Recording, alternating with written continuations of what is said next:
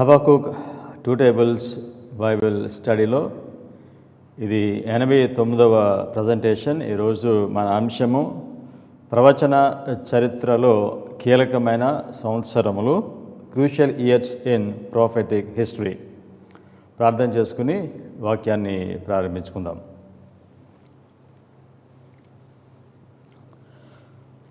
కృపగలిగిన తండ్రి, Habakkuk 2 tables Bible స్టడీని ప్రభా మీరు ముగింపుకు తీసుకొని వస్తున్నారు. ఈరోజు ప్రవచనంలో కీలకమైన సంవత్సరములు, వాటిలో ఇమిడి ఉన్న ఈ యొక్క అనుభవాలు, తండ్రి సన్నివేశాలను మేము చదువుకుంటున్నాము. మీ పరిశుద్ధాత్మను వాక్యం బోధిస్తున్న నాకు అనుగ్రహించండి. వాక్యం వినిచిన మీ ప్రజలకు అనుగ్రహించి మీరు ఏమి బోధించాలని ఉద్దేశించారో వాటిని మేము నేర్చుకుని ఆధ్యాత్మికంగా బలపడి స్థిరపడి కృపకాలం నాకు మీరు అక్కడ కోరు సిద్ధపడే ధన్యతను మాకు అందరికీ అనుగ్రహించమని యేసుక్రీస్తు నామములో ప్రార్థన చేయించున్నాం తండ్రి, ఆమేన్. మనము ప్రవచన చరిత్రను చదువుకుంటున్నాము. ప్రవచన చరిత్రను మనం మర్చిపోతే ప్రస్తుత కాలమునకు దేవుడిచ్చిన సత్యమును మనము గుర్తించలేము. ఇది చాలా ప్రాముఖ్యమైన సంగతి, గ్రహించవలసింది. ప్రవచన చరిత్రను మనం మర్చిపోతే దేవుడు ఇచ్చిన ప్రజెంట్ ట్రూత్, ఈ కాలం నాకు ఇచ్చిన వర్తమానమును దేవుని ప్రజలు గుర్తించలేరు. ప్రవచన చరిత్రలో ప్రవచనాలు ఉన్నాయి. గత కార్యక్రమంలో మనము కాల ప్రవచనములను చదువుకున్నాము. 65 సంవత్సరములు, 70 సంవత్సరములు, 150 సంవత్సరములు, 391 మరియు 15 రోజుల సంవత్సరముల ప్రవచనము, 400 సంవత్సరముల ప్రవచనము, 1260, 1290, 1335, 2325, 20. వీటిని మనం క్లుప్తంగా చదువుకున్నాం. ప్రవచన చరిత్రలో ఉన్న ఈ సంవత్సరాలలో జరిగే సంభవాలు మనం గ్రహిస్తే అవి మనలను కృపకాలమునకు, ముగింపునకు నడిపిస్తాయి. యేసుక్రీస్తు రెండో రాకడ కొరకు మనలను సిద్ధపరుస్తాయి. అందుచేత కృపకాలమునకు మనం ఎంత సమీపంలో ఉన్నామో తెలియాలనంటే ప్రవచన చరిత్ర తెలియాలి. ప్రవచన చరిత్రలో ఉన్న సంవత్సరాల్లో, ఆ సంవత్సరాల్లో జరిగిన సంభవాలు మనకు తెలియాలి. కనుక ఈరోజు ఈ ప్రవచన చరిత్రలో ఉన్న ప్రాముఖ్యమైన సంవత్సరములు, వాటిలో జరిగిన సంఘటనలను మనము చదువుతున్నాము. మొట్టమొదటిగా 1798వ సంవత్సరము. ప్రవచన చరిత్రలో కీలకమైన సంవత్సరము 1798వ సంవత్సరము. ఈ సంవత్సరమున 1260 సంవత్సరముల కాల ప్రవచనము ముగిసింది. దానియేలు 7వ అధ్యాయము 25వ వాక్యము, ప్రకటన 11వ అధ్యాయము 2వ వాక్యము, ప్రకటన 12వ అధ్యాయము 6వ వాక్యము. ఈ వాక్యాలు 1260 సంవత్సరముల ప్రవచనం గురించి బోధిస్తున్నాయి. అదేవిధంగా 1798వ సంవత్సరంలో మొదటి 25 ప్రవచనం కూడా అక్కడ ముగిసింది. 1798వ సంవత్సరంలో ఈ ప్రవచనాలు ముగిసినప్పుడు ఏం జరిగింది? ప్యాపసీకి చావు దెబ్బ తగిలింది. 1260 సంవత్సరముల కాలము దేవుని సంఘమును వారు హింసించారు. వారు దేవుని సంఘమునకు హింసించే కాలము 1798లో ముగిసింది. అక్కడ ప్యాపసీకి చావు దెబ్బ తగిలింది. ప్రకటన 13వ అధ్యాయం 3వ వాక్యంలో ఈ మాటలు ఉంటాయి. అంటే 1798వ సంవత్సరంలో ప్యాపసీకి చావు దెబ్బ తగిలింది. అంటే ఒక నకిలీ మత వ్యవస్థ, దాని యొక్క పతనము ప్రారంభము అయ్యింది. ఈ నకిలీ మత వ్యవస్థ అది పడిపోవటం జరిగింది, అధికారాన్ని కోల్పోయింది. అదే సమయంలో దేవుని యొక్క సంఘము అది ఉనికిలోనికి రావటము ప్రారంభము అవుతుంది.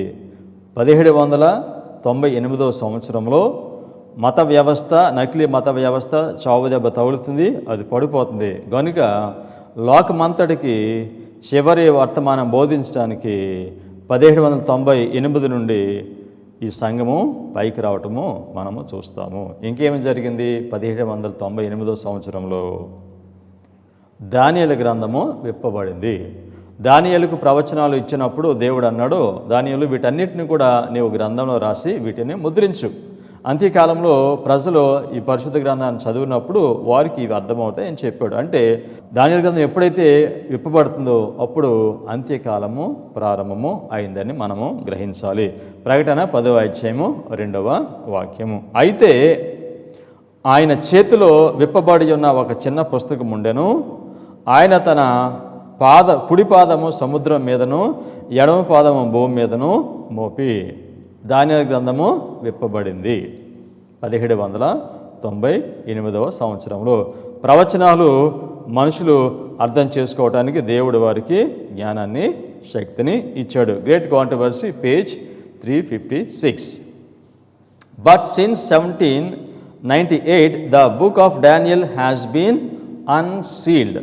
Knowledge of the prophecies has increased, and many have proclaimed the solemn message of the judgment near. So Elon white మనకి స్పష్టంగా చెప్తున్నారు. 1798లో దానియేలు గ్రంథము విప్పబడింది, ప్రవచన జ్ఞానము పెరిగింది. దానియేలు 12వ అధ్యాయము 4వ వాక్యము. దానియేలు, నువ్వు ఈ మాటలను మరుగు చేసి అంత్యకాలము వరకు ఈ గ్రంథమును ముద్రింపము, చాలామంది నలుదిశలు సంచరించినందున తెలివి అధికమగును అని నాతో మాట్లాడు గాబ్రియేల్ అని అతడు చెప్పాను. ఈ గ్రంథాన్ని ముద్రించు, దీనిని చదవటం ద్వారా తెలివి అధికమవునని చెప్పాడు. ఏం తెలివి? ప్రవచన జ్ఞానము అధికమైంది. అంటే 1798 సంవత్సరంలో దానియేలు ప్రకటన గ్రంథంలో ఉన్న ఈ ప్రవచన జ్ఞానము పెరిగింది. ఇది చాలా ప్రాముఖ్యమైన సంగతి మనుషులు గ్రహించడానికి. ఈ విధంగా ప్రవచన జ్ఞానము పెరిగినప్పుడు ఏమి వర్తమానం బోధించబడుతుంది? మొదటి దూత వర్తమానము బోధించబడుతుంది. 1798 సంవత్సరంలో మొదటి దూత వర్తమానము వచ్చింది. Thoughts on Daniel and revolution, page 521. In 1798, therefore, the restriction against proclaiming the day of Christ at hand ceased. In 1798, the time of the end commenced. ఏమన్నారు? The time of the end commenced. 1798లో అంత్యకాలము ప్రారంభమైంది. లోకంలో అందరూ అంత్యకాలం ప్రారంభమైందని చెప్తూ ఉంటారు, కానీ దానికి ఆధారం ఏంటో మనం దీనిలో చూస్తున్నాము. 1798 అంత్యకాలం ప్రారంభమైంది. And the seal was taken from the little book. Since that period, therefore, the angel of 14 has gone forth proclaiming that hour of God's judgment has come. తీర్పు తీర్చి గడియ వచ్చెను అనే మాటలు ఎక్కడ ఉన్నాయి? మొదటి దూత వర్తమానంలో ఉన్నాయి. అంటే 1798 సంవత్సరంలో మొదటి దూత వర్తమానము వచ్చింది. ఈ వర్తమానం వచ్చినప్పుడు ఈ వర్తమానం లోకమంతటికే ప్రకటించాలి. కనుక లోకమంతగా ప్రకటించడానికి దేవుడు ఒక సేవకుని ఎన్నుకుంటాడు, తర్వాత ఒక సంఘాన్ని దేవుడు ఎన్నుకుంటాడు. అనగా దేవుని ప్రజలను సమకూర్చుకోవటము 1798లో ప్రారంభమైంది. అంటే సెవెంత్ డే అడ్వెంటిస్ట్ సంఘమును కట్టడము దేవుడు 1798లో ప్రారంభించాడు. అక్కడ 1260 సంవత్సరంలో కాల ప్రవచనము, 20 కాల ప్రవచనము అక్కడ ముగిసింది. ఆ ముగింపుతో దేవుడు ఆయన సంఘమును కట్టడము ప్రారంభించాడు. అప్పటి వరకు ఉన్న నకిలీ మత వ్యవస్థకు చావు దెబ్బ తగిలింది. ఇది ప్రాముఖ్యమైన సంవత్సరము. తర్వాత 1840 సంవత్సరంలో ఏ కాల ప్రవచనం ముగిసింది? 391 సంవత్సరాల 15 రోజుల కాల ప్రవచనము ముగిసింది.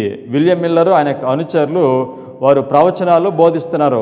ప్రవచనంలో ఒక రోజు అంటే ఒక సంవత్సరము అనే దాన్ని వారు అవగాహన చేసుకుని దాన్ని ఆ విధంగా బోధిస్తూ ఉన్నారు. అయితే 1840 సంవత్సరంలో ఆటోమన్ ఎంపైర్ కూలిపోతుంది. జోసెఫ్ లిచ్ అనే ఆయన 391 సంవత్సరం 15 రోజుల ప్రవచనం ఆధారంగా దానిని ఆయన బోధించాడు. ఖచ్చితంగా 1840 ఆగస్టు 11న ఆటోమన్ ఎంపైర్ కూలిపోయింది. ఆ విధంగా కూలిపోయినప్పుడు ఇయర్ డే ప్రిన్సిపల్ కన్ఫామ్ అయింది. అంతవరకు వారికి నిర్ధారణ లేదు. వారి దాన్ని నమ్మి విశ్వాసంతో సంవత్సరంలో ప్రవచనంలో ఒక రోజంటే ఒక సంవత్సరాన్ని బోధిస్తున్నారు. కానీ ఎప్పుడైతే ఈ ప్రవచనము నెరవేరిందో వెంటనే వాళ్ళకి అది ఎంతో మహా ఆనందం. ఎందుచేతనగా ఈ ప్రవచనాల ఆధారంగా వీళ్ళు యేసుక్రీస్తు రెండోసారి వస్తారని వాళ్ళు బోధిస్తున్నారు. దీన్ని తీపి అనుభవం అని చెప్తారు. ప్రకటన 10వ అధ్యాయము 10వ వాక్యము. అంతటా నేను ఆ చిన్న పుస్తకమును దూత చేతిలో నుండి తీసుకొని దానిని తినివేసి అది నా నోటికి తేనెవలె మధురముగా ఉండను, కానీ నేను దానిని తినివేసిన తరువాత నా కడుపుకు చేదాయను. వీళ్ళు బోధించే వర్తమానము అది వాస్తవం అని వీళ్ళకి అర్థమైంది. ఎందుకనగా ఇయర్ డే ప్రిన్సిపల్ కన్ఫర్మ్ అయింది కనుక వాళ్ళు చాలా ఉద్రేకంతో ఉత్సాహంతో ఈ వర్తమానాన్ని బోధించారు. 1840 ఆగస్టు 11న రెండవ శ్రమ వచ్చింది. అనగా 6వ బోర అక్కడ మనము రెండవ శ్రమ రావటం అక్కడ మనము చూసాం. సెకండ్ వో ఆగస్ట్ 11, 1840 ఇది ఇస్లాం. ఓకే, ఇంకేం జరిగింది? మొదటి దూత వర్తమానము అక్కడ శక్తి పొందింది. మొదటి దూత వర్తమానము 1798లో వచ్చింది. వచ్చిన తర్వాత ఆ వర్తమానం శక్తి పొందుతుంది. శక్తి పొందటం అంటే ఏమిటంటే దేవుడు ఆ వర్తమానమును బోధించడానికి పరిశుద్ధాత్మను ఇస్తాడు. 1840 ఆగస్ట్ 11న దేవుడు ఆయన ప్రజలకు ఈ వర్తమానం బోధించడానికి పరిశుద్ధాత్మ శక్తిని ఇచ్చాడు. Great controversy, page 611. The Advent movement of 1840 to 1844 was a glorious manifestation of the power of God. The first angel's message was carried to every mission station in the world. ఎప్పుడైతే ఈ రెండవ శ్రమ వచ్చిందో, ఎప్పుడైతే దేవుడు పరిశుద్ధాత్మ శక్తిని ఇచ్చాడు ఈ వర్తమానం బోధించడానికి, ఈ వర్తమానము ఎక్కడికి వెళ్ళిందని చెప్పారు? ప్రపంచంలో ఎక్కడైతే మిషన్ స్టేషన్స్ ఉన్నాయో అన్నిటికీ కూడా ఈ వర్తమానము వెళ్ళింది. ఎందుచేత వెళ్ళింది? వీళ్ళు పరిశుద్ధాత్మను దేవుడు వారికి అనుగ్రహించాడు, అది వెళ్ళింది. ఇదే విధంగా మరలా మనకు తెలుసు ఈ యొక్క ఈ ప్రవచన చరిత్ర మరలా ఇది రిపీట్ అవుతుంది. అయినప్పుడు మరలా మొదటి దూత వర్తమానము బోధించబడుతుంది. లోకమంతా కూడా అది వెళ్తుంది. అది ఎప్పుడు వెళ్తుందో కూడా మనము త్వరలో మనం దానిని నేర్చుకుంటాం. తర్వాత 1842 1842 ఇది కూడా ప్రవచన చరిత్రలో చాలా కీలకమైన సంవత్సరము. 1842 సంవత్సరంలో దేవుని ప్రజలకు ఒక చార్ట్ ఇచ్చాడు. ప్రవచనాలతో నిండిన ఒక చార్ట్ను ఇచ్చాడు, లేకపోతే ఒక పలకను దేవుడు ఇచ్చాడు. హబక్కూకు 2వ అధ్యాయము 2వ వాక్యము నెరవేరుతుంది. హబక్కూకు 2వ అధ్యాయము 2వ వాక్యము 1842లో ఈ మాటలు నెరవేరాయి. దాన్ని చదువుదాం. యెహోవా నాకు ఇలాగు సెలవిచ్చెను, చదువువాడు పరుగెత్తుచు చదువ వీలగునట్లు నీవు ఆ దర్శన విషయమును పలక మీద స్పష్టముగా రాయము. హబక్కూకు చెప్పాడు, నువ్వు ఈ దర్శనమును పలక మీద రాయము. ఏంటి ఆ దర్శనము? దానియేలు ప్రకటన గ్రంథంలో ఉన్న దర్శనాలు పలక మీద రాయాలి, రాయబడతాయి భవిష్యత్తులో అనేదాన్ని హబక్కూకు దేవుడు తెలియజేశాడు. సో గనుక ఈ ప్రవచనాలు ఒక పలక మీద, ఒక చార్ట్ మీద రాయబడ్డాయి. 1842లో ఎవరు రాశారు ఇవి? చార్ల్స్ ఫిచ్ దీనిని ఈ మాటలను ఆయన నెరవేర్చాడు. నా వెనక ఉన్న ఈ చార్ట్, రైట్ సైడ్ ఉన్న ఈ చార్ట్ అది 1842 చార్ట్, కానీ 1843 చార్ట్ అని పిలుస్తారు. ఎందుకనగా ఈ చార్ట్ ఆధారంగా వాళ్ళు 1843లో యేసుక్రీస్తు వస్తానని బోధిస్తున్నారు కనుక దాన్ని 1843 చార్ట్ అన్నారు. కానీ వాస్తవంగా అది 1842 మేలో ఈ చార్ట్ తయారు చేయటము జరిగింది. ఈ 1843 చార్ట్ ఇది సెవెంత్ డే అడ్వెంటిస్ట్ సంఘమునకు ఇది పునాది. 1843 చార్ట్ ఉంది అనే సంగతే అనేక మంది అడ్వెంటిస్ట్ వారికి తెలియదు, అవగాహన వారికి లేదు. ఎందుచేతనగా ఇది మరుగున పడిపోయింది, దీని గురించి తెలీదు. అయితే ఈ చార్ట్ దేవుని ప్రజలకు అది పునాది, దీనిపైనే దేవుని ప్రజలు కట్టుకుంటూ వెళ్ళాలి. సో కనుక ఈ చాటును మర్చిపోతే మనం ఏం మర్చిపోయినట్లేనంటే దానియేలు ప్రకటన గ్రంథాలులో ఉన్న ప్రవచనముల యొక్క నెరవేర్పును మనము మర్చిపోయాము. వాటిని మనం మర్చిపోతే అది ఎంత ప్రమాదమో మిసెస్ వైట్ మనకు చెప్పారు. నువ్వు దేని విషయంలో భయపడిన అవసరం లేదు. నీవు ఏమైతే దేవుడు మనకు బోధించాడో, ఏమైతే ఎటువంటి అనుభవం అయితే మనకు దేవుడు ఇచ్చాడో ప్రవచనాల ద్వారా, దానిని మర్చిపోతే చాలా పెద్ద ప్రమాదం అని చెప్పారు. అడ్వెంటిస్ట్ వారు 1843 చార్ట్ని పూర్తిగా మర్చిపోయారు, దాని అనుభవాన్ని మర్చిపోయారు, ఏమి జరిగిందో వారు మర్చిపోయారు. సో కనుక 1842 ఇయర్ ప్రవచన చరిత్రలో చాలా కీలకమైన సంవత్సరము. ఎందుకనగా దేవుడు ఆయన ప్రజలకు పునాదిగా ఉండటానికి ఒక చార్ట్ని, ఒక పలకను దేవుడు ఇచ్చాడు.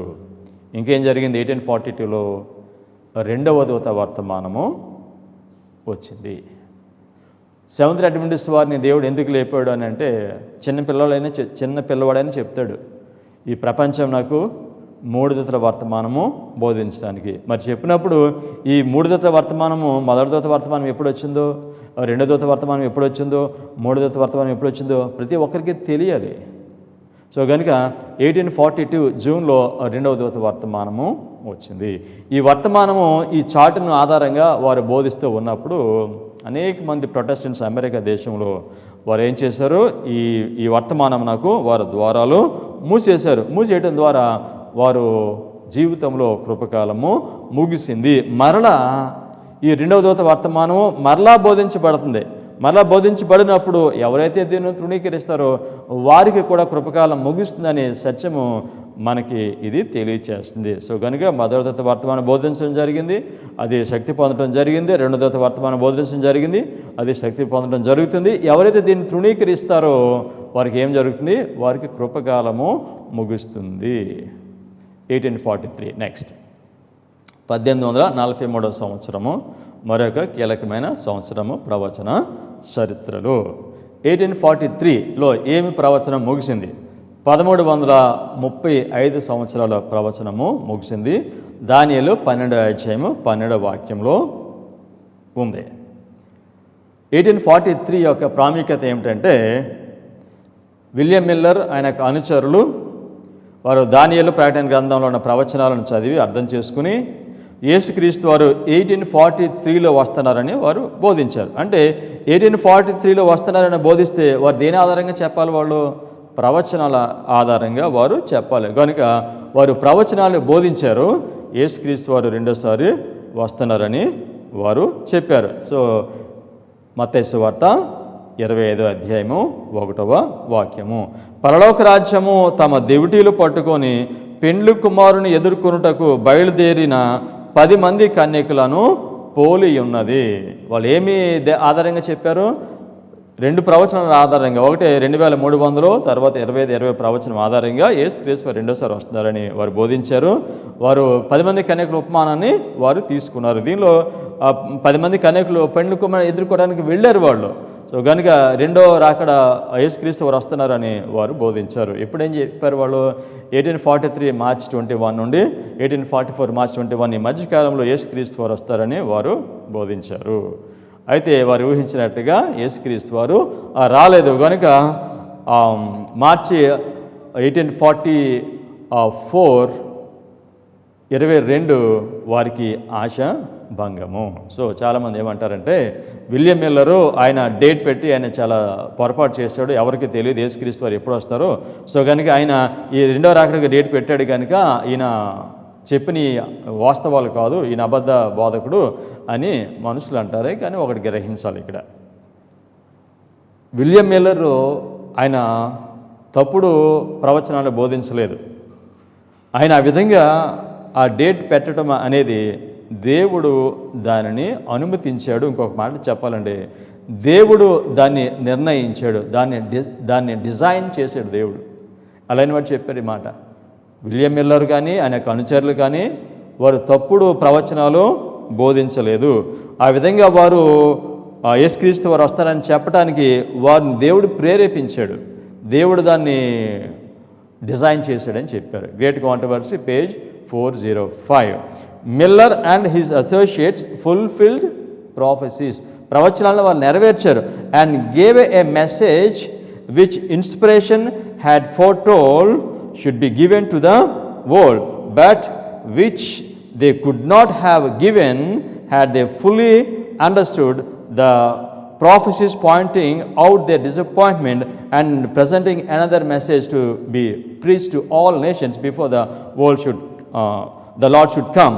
The first and second angels' messages were given at the right time and accomplished the work which God designed to accomplish by them. వారు దేవుడు చెప్పినట్లుగా వారు బోధించారు. వారు మొదటి దూత వర్తమానము, రెండో దూత వర్తమానం బోధించాలని దేవుడు ఉద్దేశించారు. ఆ వర్తమానాలను వారు బోధించారు. ఒకవేళ వారు భవిష్యత్తులో వారికి ఆశాభంగం కలుగుతుంది అని కనుక వారు గుర్తించి ఉంటే వారు దేవుడిచ్చిన వర్తమానాలు, మొదటి దూత వర్తమానము, రెండో దూత వర్తమానము వారు బోధించి ఉండేవారు కాదు. అంటే వారు ప్రవచనాన్ని నెరవేర్చారు. సో కనుక ఎవరైతే విలియం మిల్లరు ఆయన తప్పుడు ప్రవచనాలు బోధించి ఆయన డేట్ పెట్టాడు అనుకుంటున్నారో వారందరూ కూడా వారు మూడు దూతల వర్తమానాన్ని బోధించడం లేదు. ఎవరైతే వర్తమానం బోధిస్తారో వారు ఖచ్చితంగా వారికి నిరాశ కలుగుతుంది, డిసప్పాయింట్మెంటు వారికి వస్తుంది. దేవుడు నిర్ణయించిన ప్రకారముగా దేవుని యొక్క చిత్తంలో, దేవుని యొక్క ఉద్దేశంలో వారు బోధించారు. వారు ఆ విధంగా ఆశాభంగం కలిగింది వాళ్ళకి. ఇదంతా కూడా గాడ్స్ ప్లాన్. ఎందుకు దేవుడు ఎలా చేశాడనంటే దేవుడు ఒక సంఘాన్ని కడుతున్నాడు. సో కనుక నిజమైన భక్తులు ఎవరో, భయపడి వచ్చిన వాళ్ళు ఎవరో, నిజంగా విశ్వాసం కలిగి వచ్చిన వారు ఎవరో దేవుడు గుర్తించి వారిని ఆయన చివరి సంఘంగా ఆయన ఎన్నుకుంటున్నాడు. అందుకనే దేవుడు వారిని పరీక్షించాడు. ఈ పరీక్షించి ఈ ఆశాభంగం కలిగినప్పుడు ఎవరైతే వెనక్కి వెళ్ళిపోయారో వాళ్ళందరూ కూడా భయపడి వచ్చిన వాళ్ళే, కానీ ప్రవచనాలను నమ్మి కానీ దేవుని విశ్వాసం ఉంచి వచ్చిన వారు వీళ్ళు కాదు. నిజంగా దేవుడు నమ్మి వచ్చిన వాళ్ళందరూ మాత్రం వారు స్థిరంగా వారు నిలబడి ఉన్నారు. సో కనుక వాటి గ్రహించాలి. విలియం మిల్లర్ బోధించిన ప్రవచనాలు కానీ, వారు పెట్టిన యేసుక్రీస్తు రాకడ కొరకు పెట్టిన ఆ డేట్ కానీ అది దేవుడు దాన్ని అనుమతించాడు. దేవుని యొక్క ఉద్దేశంలో, చిత్తంలోనే వారు దాన్ని పెట్టారు అని మనము గ్రహించాలి. సో ఎవరైతే దీన్ని గ్రహించలేరో వారు ప్రవచనహీనులని మనము చెప్పచ్చు. దేవుని సంఘమును ఎన్నుకోవటానికి దేవుడు ఈ ఆశాభంగాన్ని కలుగు చేశాడు. సో గనుక మరలా దేవుడు 144 అనే స్పిరిచువల్ టెంపుల్ని మళ్ళీ దేవుడు కడతాడు. మరలా దేవుడు దీన్ని కట్టినప్పుడు మరలా ఏం చేస్తాడు దేవుడు? మరలా ఇటువంటి ఆశాభంగాన్ని, డిసప్పాయింట్మెంట్ని ఈ ప్రజలకు ఇస్తాడు. ఇచ్చినప్పుడు ఎవరికైతే ఆశాభంగం కలుగుతుందో వాళ్ళు వెనక్కి వెళ్లకుండా నిలబడి ఉంటే, స్థిరంగా ఉంటే దేవుడు వారిని ఎన్నుకుంటాడు, వారితో నిబంధన చేస్తాడు. వాళ్ళు 144,000 మంది. ఈ చరిత్ర మరలా రిపీట్ అవుతుంది. మరలా రిపీట్ అయినప్పుడు ఏమంటారు తెలుసా? మరలా వీళ్ళు ఈ విధంగా డేట్ పెట్టి తప్పు చేశారంటారు. అయితే అది కూడా, దాన్ని కూడా దేవుడు డిజైన్ చేశాడు. ఎందుకనంటే 144,000 మందిని ఆయన సమకూర్చుకోవటానికి. ఇది 1843 సంవత్సరం యొక్క ప్రాముఖ్యత. తర్వాత 1844 ప్రవచన చరిత్రలో కీలకమైన సంవత్సరము 1844. 1844లో ఆ రెండవ దూత వర్తమానము శక్తి పొందింది. ఆగస్ట్ 12 to 17లో రెండవ దూత వర్తమానము శక్తి పొందింది. తర్వాత 1844లో 2 ప్రవచనాలు, కాల ప్రవచనాలు ముగిశాయి. ఒకటే 25-20 కాల ప్రవచనము, 2300 కాల ప్రవచనము అక్కడ ముగిసే. దానియేలు 8వ అధ్యాయం 14వ వాక్యం. అందుకు అతడు 2300 దినముల మట్టికే అని నాతో చెప్పాను. అప్పుడు ఆలయ పవిత్రతను గూర్చిన తీర్పు తీర్చబడను. 2300 కాల ప్రవచనము అక్టోబరు 22, 1844లో ఇది ముగిసింది. అంటే దేవుడు ఆయన ప్రజలను నిర్మించుకోవటం, ఆయన చివరి సంఘం కట్టడం ఎప్పుడు ప్రారంభించాడు? 1798. 1844కి ఆ పని పూర్తయింది. అంటే దేవుడు మిల్లర్ టెంపుల్ని, చివరి సంఘమును ఆయన సమకూర్చుకున్నాడు 46 సంవత్సరములు. అంటే 1844 ఇయర్ మనకి ఏం తెలియజేస్తుందంటే ఈ ప్రపంచం అంతటికి దేవుడు ఒక సంఘాన్ని లేపాడు. ఈ లోకమంతటికి కూడా 3 దూతల వర్తమానము బోధించడానికి అని 1844 సంవత్సరము మనకి తెలియచేస్తుంది. 1844లో ఏం జరిగింది? ఇంకా చనిపోయిన నీతిమంతులకు తీర్పు ప్రారంభము అయింది. యేసుక్రీస్తు వారు పరిశుద్ధ స్థలం నుండి ఆయన అతి పరిశుద్ధ స్థలానికి వెళ్ళారు. విలియం మిల్లర్ ఆయన అనుచరులు ఏమనుకున్నారంటే యేసుక్రీస్తు వారు ఈ లోకానికి వస్తాడు అనుకున్నారు. కానీ యేసుక్రీస్తు వారు పరిశుద్ధ స్థలం నుండి అతి పరిశుద్ధ స్థలానికి వెళ్ళి అక్కడ ఆ నీతిమంతులకు, బ్రతుకున్న ఆ చనిపోయిన నీతిమంతులకు తీర్పు చేయటము ప్రారంభము అయింది. సో కనుక 1844 అక్టోబర్ 22న నీతిమంతులకు, చనిపోయిన నీతిమంతులకు తీర్పు ప్రారంభమైంది. ఇంకేం జరిగింది? 1844లో 3వ దూత వర్తమానము వచ్చింది. 3వ దూత వర్తమానము దేవుడు ఇచ్చాడు. మూడవ దూత వర్తమానం ఏమిటంటే మీరు మృగమునకు నమస్కారం చేయొద్దు, సృష్టికర్తకే నమస్కారము చేయండి అనగా సబ్బాతును గురించిన సత్యాన్ని దేవుడు 1844 తర్వాత ఇవ్వటము ప్రారంభించాడు. దీన్నే 3వ దూత వర్తమానము వచ్చింది. సో గతించిన అంతకుముందు సంవత్సరాలన్నీ కూడా విశ్రాంతి దినానికి బదులుగా మనుషులందరూ కూడా మొదటి రోజున ఆరాధన చేసేవారు. అయినప్పటికీ కూడా విశ్రాంతి దినాన్ని అనుసరించే వాళ్ళు ఉన్నారు. కానీ లోకమంతటికి కూడా సబ్బాతు సత్యం బోధించడానికి దేవుడు ఒక జనాంగాన్ని లేపాడు. అది 1844 తర్వాత ఈ 3వ దూత వర్తమానము బోధించడము జరిగింది. సో 1844లో ఏం జరిగాయి? దేవుడు ఆయన మందిరానికి కట్టడం పూర్తయింది. చనిపోయిన నీతిమంతులకు తీర్పు ప్రారంభమైంది. 3వ దూత వర్తమానము వచ్చింది. తర్వాత ప్రవచన చరిత్రలో ఇంకో మరొక కీలకమైన సంవత్సరము 1863. 1863 సంవత్సరంలో 65 సంవత్సరాల ప్రవచనము ముగిసింది. అంతకుముందు కాల ప్రవచనాలు చదువుకున్నప్పుడు దీని గురించి మనం చదివాము. 2020కి ప్రారంభము 65 సంవత్సరాల ప్రవచనము. మరలా ఇది రిపీట్ అవ్వాలి. ఎప్పుడు ప్రారంభమైంది? ఇది 65 సంవత్సరాల కాల ప్రవచనము 1798లో ప్రారంభమైంది. 1863 సంవత్సరంలో ఇది ముగిసింది. 1863 సంవత్సరంలో 65 సంవత్సరముల ప్రవచనము ముగిసింది. ఈ ప్రవచనము ముగించబడటంతో దేవుడు అడ్వెంటిస్ట్ సంఘమును ఆయన లేపాడు. ఇది ఒక మూవ్మెంట్గా లోకమంతా కూడా బోధించాలి. సో ఎప్పుడైతే ఈ విధంగా వీళ్ళు ఒక సంఘాన్ని లీగల్గా వీళ్ళు 1863లో ఒక లీగల్గా చర్చ్ని వీళ్ళు స్థాపించారు. 1863లో మూమెంట్ ఆగిపోయింది. ఎందుచేతనగా అడ్వెంటిస్ట్ చర్చ్ని లీగల్గా వారు ఎస్టాబ్లిష్ చేశారు. లీగల్గా సంఘాన్ని ఎస్టాబ్లిష్ చేయకూడదు. కారణం ఏమిటంటే దేవుడు శిష్యులను ఎన్నుకున్నప్పుడు వారు వెళ్ళి లోకమంతటికి వారి సువార్త ప్రకటించారు. ఒక మూమెంట్ లాగా వాళ్ళు వెళ్ళారు. వర్తమాన లోకమంతా కూడా వెళ్ళిపోయింది. అదేవిధంగా అడ్వెంటిజం దేవుడు ఎన్నుకుంటే వీళ్ళు కూడా ఒక మూవ్మెంట్ లాగా వీళ్ళు వెళ్ళాలి. కానీ 1863లో లీగల్గా చర్చ్ని ఎస్టాబ్లిష్ చేశారు. సో కనుక అక్కడ మూవ్మెంటు ఆగిపోయింది.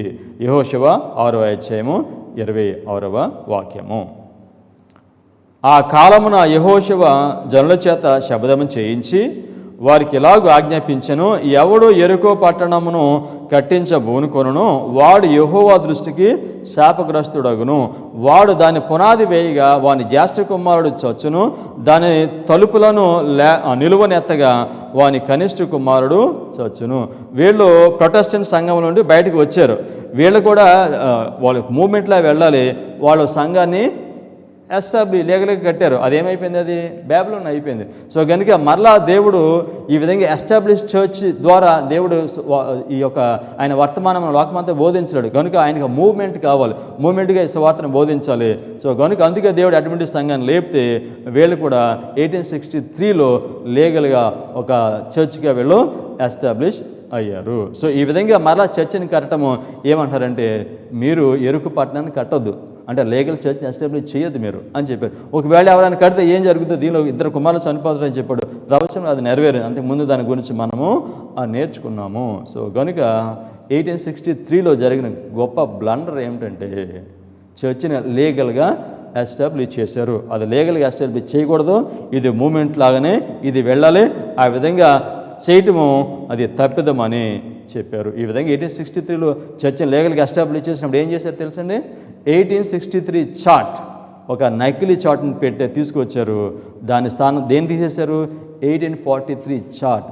మన సంగమనకు పునాది అయినటువంటి 1843 చార్ట్ని దాన్ని ప్రక్కన పెట్టి ఒక నకిలీ చార్ట్ 1863 చార్ట్ని తెచ్చారు.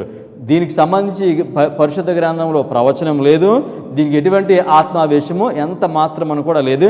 ఇది కేవలము మానవుని యొక్క ఉద్దేశం మాత్రమే తప్ప దేవుని యొక్క నడిపింపు కానీ దేవుని యొక్క ఆత్మావేశం కానీ ఈ 1863 చార్ట్కి ఇది ఎంత మాత్రమని కూడా లేదు. సింపుల్ ఎగ్జాంపుల్ ఏంటంటే, దేవుడు సబ్బాత్ దినాన్ని ఇస్తే దాని స్థానంలో ఆదివారం పెట్టడం, ఆదివారానికి ఏమైనా ఇన్స్పిరేషన్ ఉందా, లేదా ప్రవచనం ఉందా, పరిశుద్ధ గ్రంథం ఏమీ లేదు దానిలోను. అది కేవలము మానవుని యొక్క ఉద్దేశం మాత్రమే. అదేవిధంగా 1863 చార్ట్ కేవలం ఇది మానవుని యొక్క ఉద్దేశము మాత్రమే.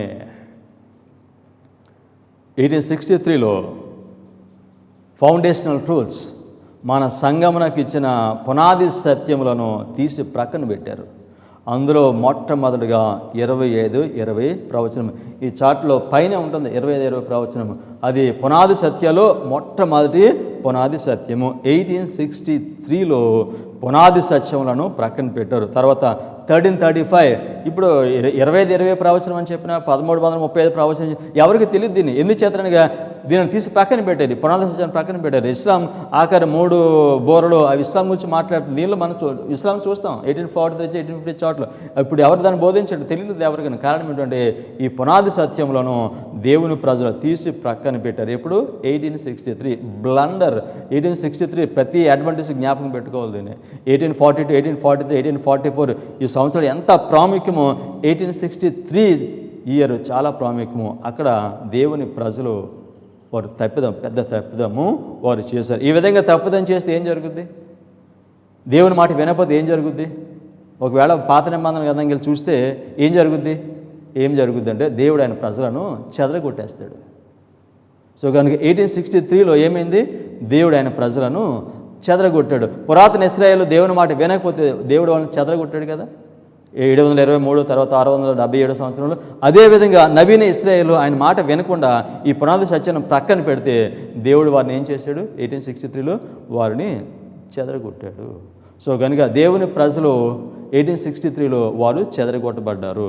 చెదరగొట్టబడిన తర్వాత మళ్ళీ ఏంటి ప్రవచనం, మనకి దేవుడు వాగ్దానం ఏంటి, మరలా దేవుడు వారిని సమకూరుస్తాడు. తర్వాత ప్రవచన చరిత్రలో మరో కీలకమైన సంవత్సరము 1888వ సంవత్సరము. 1888వ సంవత్సరము. 1888వ సంవత్సరంలో దేవుడు మరొకసారి దేవుని సంఘమును వెనకకు పిలవటం కొరకు వారికి ఒక వర్తమానము పంపించాడు. ప్రకటన 18వ అధ్యాయము 1వ వాక్యము. అటు తర్వాత మహాధికారం గల వేరొక దూత పరలోకమును దిగివచ్చుట చూచెదని, అతని మహిమ చేత భూమి ప్రకాశించెను. 1888వ సంవత్సరంలో లౌదోక్య సంఘమునకు దేవుడు వర్తమానం ఇచ్చాడు. 1888కి మనం లౌదోక్య సంఘం మారిపోయామండి. 1856లో 20 తృణీకరించడము, 1863లో చార్ట్ను ప్రక్కన పెట్టడము, 1880 వచ్చేసరికి పూర్తిగా లౌదోక్య స్థితిలోకి వెళ్ళిపోయింది దేవుని ప్రజలు. సో కనుక ఆ ప్రజలకు దేవుడు ఒక వర్తమానం పంపించాడు. ఆ వర్తమానే విశ్వాసం ద్వారా నీతి అనే వర్తమానాన్ని పంపించాడు. 1888 జనరల్ కాన్ఫరెన్స్ మినియాపోలిస్లో జరిగింది.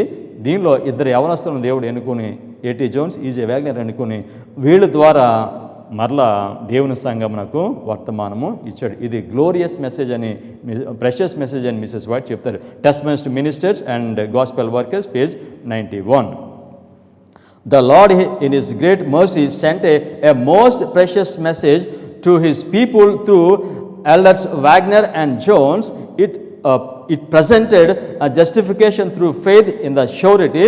It invited the people to receive the righteousness of Christ. So 1888 సంవత్సరంలో దేవుడు సెవెంత్ అడ్వెంటిస్ట్ సంఘమునకు ఈ ఇద్దరు బోధకుల ద్వారా ఒక గొప్ప వర్తమానం పంపించాడు. ఈ వర్తమానము ఇది ప్రెషియస్ మెసేజ్ అని చెప్పారు. తరువాత ఈ వర్తమానం ఏమిటంటే మీరు యేసుక్రీస్తు నీతిని పొందండి అనే వర్తమానము. ఈ వర్తమానం అంగీకరిస్తే వారు యేసుక్రీస్తు నీతిని వారు పొందుతారు. అంటే అర్థం ఏమిటి? అడ్వెంటిస్ట్ సంఘం నాకు ఆ కాలంలో వారికి క్రీస్తు యొక్క నీతి వారికి లేదు, దాన్ని పోగొట్టుకున్నారు మనుషులు. ఆ ఫౌండేషనల్ ట్రూత్స్ని పక్కన పెట్టడం ద్వారా ఆ నీతిని వారు పోగొట్టుకున్నారు. కనుక 1888లో దేవుడు ఈ వర్తమానం తెచ్చాడు. ఈ వర్తమానం తర్వాత మరొక దీని ఎక్స్టెన్షన్ మెసేజ్ ఇంకొకటి ఇది వస్తూ ఉంది. సో ఇంత గొప్ప వర్తమానం తీసుకొని వస్తే 1888లో ఇప్పుడు నేను ఈ మాట చెప్తాను. నేను 18 ఇయర్స్ నుంచి నేను పనిచేస్తాను మిషన్లో. సో ఏ బోధకులు ఏ ప్రెసిడెంట్ కానీ లేకపోతే ఏ సేవకుడు కానీ ఎవ్వరూ కూడా ఈ 1888 మెసేజ్ విశ్వాసం ద్వారా నీతిమంతులుగా తీర్చిపెడతాను వర్తమానం ఎవరు చెప్పలేదు. నేను ఎప్పుడు వినలేదు ఈ వర్తమానం. నేను ఎందుకు చేత తెలుసండి, 1888లో ఈ వర్తమానమును దేవుని సంఘము తృణీకరించింది. సో కనుక ఈ వర్తమానం గురించి ఎవరికి తెలీదు. ఇది ప్రెషియస్ మెసేజ్. ఇది మరలా వెనుకకు దేవుడు దీన్ని తీసుకొని వస్తాడు. మిసెస్ వైడ్ ఏమని చెప్పారంటే ఈ వర్తమానం వారు అంగీకరించి ఉంటే 1888లో విశ్వాసం ద్వారా నీతి అనే వర్తమానం అంగీకరించి ఉంటే ఏం జరిగేదని చెప్పారు. అప్పుడే సండేలా వచ్చేది. దాని తర్వాత యేసుక్రీస్తు వారు రెండోసారి వచ్చేవారు. యేసుక్రీస్తు వారు రాకముందు కృపకాలం ముగిసేది. కానీ దేవుని ప్రజలు ఆ వర్తమానం తృణీకరించారు కనుక దేవుడు వారికి పరిశుద్ధాత్మను ఆపేశాడు. 1888లో దేవుడు పరిశుద్ధాత్మ ద్వారా వర్తమానము పంపించాడు. జస్టిఫికేషన్ బై ఫెయిత్ అనే మెసేజ్. ఇప్పుడు కంప్లీట్గా దేవుని ప్రజలు దానిని మరచిపోయారు. అందుకే దేవుని ప్రజలమైన మనము ఆధ్యాత్మికంగా ఈ పడిపోయిన స్థితిలో ఉన్నాం. దేవుడు మరలి వర్తమానాన్ని వెనక్కి తీసుకొని వస్తాడు. తర్వాత ప్రవచన చరిత్రలో మరొక కీలకమైన సంవత్సరము 1989 సంవత్సరము. 1989 సంవత్సరంలో ఏం ప్రవచనం నెరవేరింది? సింబాలిక్ 2520 నెరవేరింది. 126 సంవత్సరాలు అక్కడ ముగిశాయి. 1863 సంవత్సరంలో వీళ్ళు చెదరగొట్టడం ప్రారంభమైంది అడ్వెంటిస్ట్ వారు. సో 1989కి 126 ఇయర్స్ అక్కడికి చెదరగొట్టము అయిపోయింది. గ్యాదరింగ్ చెదరగొట్టము అయిపోయింది. చెదరగొట్టం అయిపోతే ఏం జరుగుద్ది? గ్యాదరింగ్ జరుగుద్ది. మీరు అనుకోవచ్చు 1989 అక్కడికి ఏ విధంగా స్కాటరింగ్ పూర్తయిందని మీరు అంటున్నారు అని మీరు అనుకోవచ్చు. ఓకే, అక్కడ స్కాటరింగ్ పూర్తి అయిపోతే అక్కడ గ్యాదరింగ్ ప్రారంభం అవుతుంది. అది ఎలాగనంటే 1798 సంవత్సరంలో ఏం ప్రవచనం ముగిసింది? 25 ప్రవచనం. అది ముగిసిన తర్వాత ఏం ప్రారంభమైంది? అక్కడ గ్యాదరింగ్ ప్రారంభమైంది. సో కనుక సింబాలిక్ 2520 ఎప్పుడు ముగిసింది? 1988లో. అది ముగిసిన తర్వాత ఏం ప్రారంభం అవ్వాలి? మళ్ళా గ్యాదరింగ్ ప్రారంభం అవ్వాలి. అంటే 1989లో స్కాటరింగ్ చెదరగొట్టం అయిపోయింది. 1989లో మరలా గ్యాదరింగ్ ప్రారంభము అయింది. అంటే 1989లో అంత్యకాలము ప్రారంభమైంది. చాలా తెలుసు అంత్యకాలం ప్రారంభమైంది 98లో. 1798లో 1260 years పూర్తయినప్పుడు మిసెస్ వైట్ ఏం చెప్పారు? ఏం ప్రారంభమైందని చెప్పారు? అంత్యకాలం ప్రారంభమైందని చెప్పారు. అక్కడ ఏం ప్రవచనం ముగిసింది? 1260 అనేది ప్రవచనం దేనిలోది? 25 ఒక భాగం అది. సో అది ముగిసినప్పుడు అంత్యకాలం ప్రారంభమైంది. సో కనుక సింబాలిక్ 126 years పూర్తయినప్పుడు మళ్ళీ అప్పుడు ఏం ప్రారంభం అవుతుంది? మరలా అంత్యకాలము ప్రారంభం అవుతుంది. సో 1798లో ఏం జరిగింది? ఆ ప్యాప్సీకి చావు దెబ్బ తగిలింది. అయితే 1989లో ఏం జరుగుద్ది? ఆ చావు దెబ్బ మళ్ళీ మానిపోవటము ప్రారంభము అవుతుంది. చూస్తే అర్థమవుతుంది మీకు. 1798లో చావు దెబ్బ తగిలింది ప్యాప్సీకి, కానీ 1989లో వాళ్ళు చావు దెబ్బ మానిపోవటం ప్రారంభము అవుతుంది. దానియేలు 11వ అధ్యాయము 40వ వాక్యము. అంత్యకాలమందు దక్షిణ దేశపు రాజు అత్యున్నత యుద్ధము చేయును. మరియు ఉత్తర దేశపు రాజు రథములను గుర్రపు రౌతులను అనేకమైన ఓడలను సమకూర్చుకుని తుఫాను వలె అతని మీద పడి దేశముల మీదుగా ప్రవాహం వలె వెళ్ళను. దీనిలో 1798 ఉంది, 1989 దీనిలో ఉంది. సో కనుక ఈ సంవత్సరం ఏం జరిగిందంటే అమెరికా పోపు కలిసి వీళ్ళిద్దరూ కలిసి సోవియట్ యూనియన్ని వారు పడగొట్టారు. సో ఈ పేపసీ మరలా ఉనికిలోనికి రావడం కొరకు మొట్టమొదటిగా అబ్స్టాకల్ దీన్ని వ్యతిరేకించే మొదటి రాజ్యమును వారు జయించారు. 1798 సంవత్సరంలో దానియేలు గ్రంథము విప్పబడింది, ఇంక్రీజ్ ఆఫ్ లైట్. సో 1989లో మరలా దానియేలు గ్రంథము విప్పబడింది, అధిక వెలుగు దేవుడు మరలా ఇచ్చాడు. సో ఆఖరి సంవత్సరం ప్రవచనంలో 2001. సో 2001 సంవత్సరం అందు ఏం జరిగింది? 2001 సంవత్సరము అది దేనికి సూచనగా ఉందంటే 1840 సంవత్సరంలో సూచనగా ఉంది. 1840 సంవత్సరంలో ఆ రెండవ శ్రమ, ఆరవ బోర రెండవ శ్రమ మనం అక్కడ చూస్తాము. 2001లో మూడవ శ్రమ ఇక్కడ ప్రారంభము అయింది. యెషయా 6:1-3. రాజైన ఉజ్జియ మృతి నొందిన సంవత్సరమున అత్యున్నతమైన సింహాసనమందు ప్రభువు ఆసీనుడై ఉండగా నేను సూచితిని. ఆయన చొక్కాయ అంచులు దేవాలయమును నిండుకొనెను. వారు సైన్యములకు అధిపతి యెహోవా పరిశుద్ధుడు పరిశుద్ధుడు పరిశుద్ధుడు, సర్వలోకము ఆయన మహిమతో నిండి ఉన్నది అని గొప్ప స్వరముతో గాన ప్రతిగానము చేయుచుండరు. దీనిలో సర్వలోకము ఆయన మహిమతో నిండి ఉండెను. 1840లో దేవుడు పరిశుద్ధాత్మని ఇచ్చాడు. తర్వాత మళ్ళీ ఎప్పుడు ఇచ్చాడు? 1888. సో మళ్ళీ ఎప్పుడు ఇచ్చాడు దేవుడు? 2001. సో కనుక 1840లో దేవుడు పరిశుద్ధాత్మ ఇచ్చినప్పుడు మొదటి వర్తమానం లోకమంతటా బోధించారు. సో మరలా ఈ పరిశుద్ధాత్మను దేవుడు 1888లో ఇచ్చినప్పుడు ఈ లోకమంతా కూడా ఈ వర్తమానం బోధించాలి, కానీ అప్పుడు వారు బోధించలేదు, ఫెయిల్ అయ్యారు. కనుక దేవుడు మళ్ళా పరిశుద్ధాత్మ వర్తమానమును 2001లో ఇచ్చాడు. కనుక ఈసారి వీళ్ళు ఫెయిల్ అవ్వరు. వీళ్ళు ఈ లోకమంతా కూడా బోధిస్తారు. అంత్యకాలంలో వీళ్ళు ఈ ప్రజలు ఉన్నారు. లోకమంతటికి కూడా మరలా వర్తమానాన్ని బోధించడం కొరకు దేవుడు పరిశుద్ధాత్మను ఇచ్చాడు. లేటర్ రైన్ ఇచ్చాడు దేవుడు. ఆయన వాగ్దానం చేశాడు. 88లో దాన్ని పోగొట్టుకున్నారు. మరలా ఇంకొకసారి దేవుడు దీన్ని ఆయన ప్రజలకు ఆయన ఇచ్చాడు. ఈ ప్రజలు ఎవరైతే దేవుడు సమకూర్చుకుంటున్నాడో, ఈ సమకూర్చుకునే ప్రజలు ఎవరో 144,000 ఉంది. దేవుడు వీళ్ళకి పరిశుద్ధాత్మను ఇస్తాడు. సో ఇంకేం జరిగింది? 2001లో ట్విన్ టవర్స్ కూలిపోయినాయి. అమెరికా దేశంలో 2 పెద్ద భవనాలు ఉన్నాయి కదా, అవి కూలిపోయినాయి. అవి కూలిపోయినప్పుడు ఏ వాక్యాలు నెరవేరుతాయని మిస్సెస్ వైట్ చెప్పారు? ప్రకటన 18:1-3 ఉన్న వాక్యాలు అవి నెరవేరుతాయని మిస్సెస్ వైట్ చెప్పారు. అంటే ఆ స్టేట్మెంట్ చూద్దాం. Review and Harold, July 5, 1906. How come the word that I have declared that New York is to be swept away by a tidal wave? This I have never said. I have said, as I looked at the great buildings going up there, story after story, what terrible scenes will take place when the Lord shall arise to shake terribly the earth. Then the words of Revelation 18:1-3 will be fulfilled.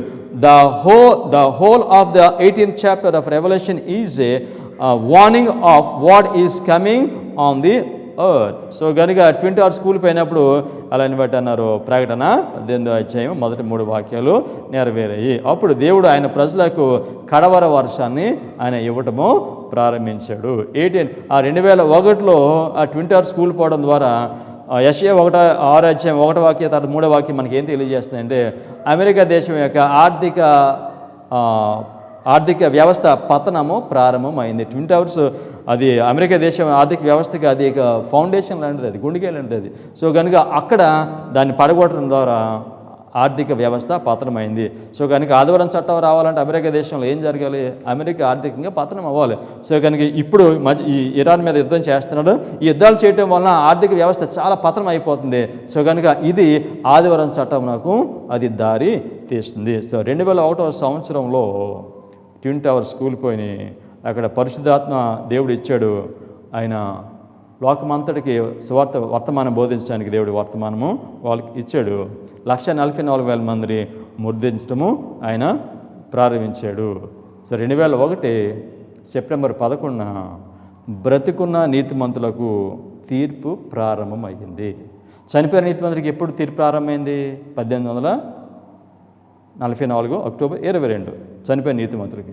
బ్రతుకున్న నీతిమంతులకి ఎప్పుడు ప్రారంభమైంది?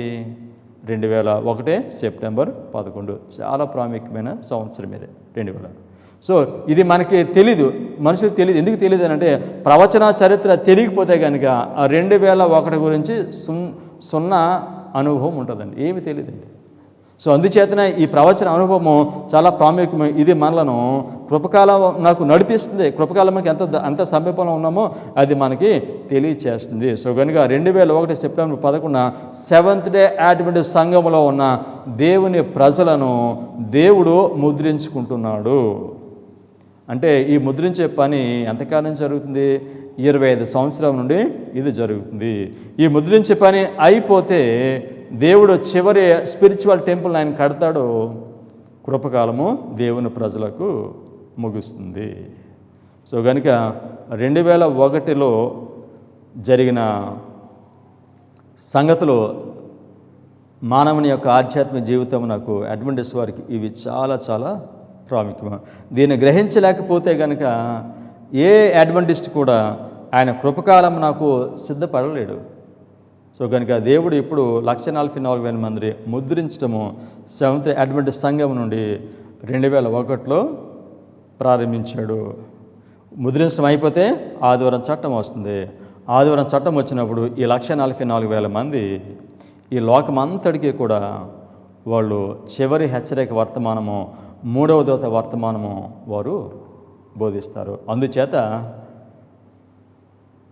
ఈ Adventist సంఘమునకు బోధించే వర్తమానం ఏమిటంటే మీరు పురాతన మార్గమునకు రండి, కమ్ బ్యాక్. ఆ ప్రవచన చరిత్రలోనికి మీరు వెనక్కి రండి, మీరు దానిలో నుండి మనం పడిపోయాము అనే వర్తమానము ఇది ప్రపంచమంతా కూడా బోధించబడుతుంది. ప్రతి seventh day Adventist member, minister, నాయకుడు ఈ ప్రవచనంలో ఉన్న ఈ ప్రాముఖ్యమైన సంవత్సరాన్ని గురించి నేర్చుకోవాలి. 1798లో ఏం జరిగిందంటే చెప్పగలగాలి. 1840లో ఏం జరిగిందంటే చెప్పగలగాలి. 1842లో ఏం జరిగిందంటే చెప్పగలగాలి. 1843లో ఏం జరిగిందంటే చెప్పగలగాలి. 1844లో ఏం జరిగిందంటే చెప్పగలగాలి. 1863లో ఏం జరిగినాయి అంటే చెప్పాలి. 1888లో ఏం జరిగిందంటే చెప్పాలి. 1989లో ఏం జరిగిందంటే తెలియాలి మనకి. 2001లో ఏం జరిగిందో మనకి తెలియాలి. ఇవన్నీ కూడా మన మైండ్లో ఉండాలి, మన నోటి మీద ఉండాలి. ఇవన్నీ కూడా స్పష్టంగా చెప్పడానికి మనుషులకి ఇవి తెలియాలి. ఇవి తెలిస్తే అప్పుడు మనకు తెలుస్తుంది మనం ఈ చరిత్రలో మనం ఎక్కడ నిలబడుతున్నాము. ఈ ప్రవచన చరిత్రను మనం అర్థం చేసుకోకపోతే దేవుడు ప్రస్తుత కాలం నాకు ఇచ్చిన ప్రజెంట్ ట్రూత్ మనకు అర్థం కాదు. దాని మీద ఎటువంటి అవగాహన మనకు ఉండదు. కృపకాలము ముగిసిపోద్ది. కృపకాలం ముగిసిపోయిన తరువాత ఇంకా కృపకాలము ఉందనుకుని మనం దేవుని ప్రాధేయపడతాం. సో కనుక కృపకాలం ముగించబడక మునిపే దేవుని ప్రజలు వీటిని అర్థం చేసుకుని వారు వెనకకు రావాలని దేవుడు వారికి ప్రేమతో కూడిన హెచ్చరికను చేస్తున్నాడు. ప్రార్థన చేసుకుందాం. కృప కలిగిన తండ్రి, మీరు చెప్పిన ప్రకారంగా మీ ప్రవక్తలకు, మీ దాసులకు తెలియచేయకుండా మీరేమి చేయనని చెప్పారు మా ప్రభువా. మీరు చెప్పిన మాటను మీరు నెరవేర్చుకుని వాటన్నిటినీ మీరు మాకు బయలుపరుస్తున్నాడు. అయితే తండ్రి, మేము కఠినమైన హృదయం కలిగి పరిశుద్ధాత్మను తృణీకరిస్తూ ఈ సత్యమును గ్రహించలేకపోతున్నాం. మేము అటువంటి రాతి గుండెని తీసివేసి మా ప్రభువా ఈ సత్యమును అంగీకరించే మనసును మీరు మాకు అనుగ్రహించి మమ్మల్ని అందరూ కూడా మీరు అక్కడి కొరకు సిద్ధపరచుకోనమని యేసుక్రీస్తు నామములో ప్రార్థన చేయించున్నాం తండ్రి. ఆమేన్.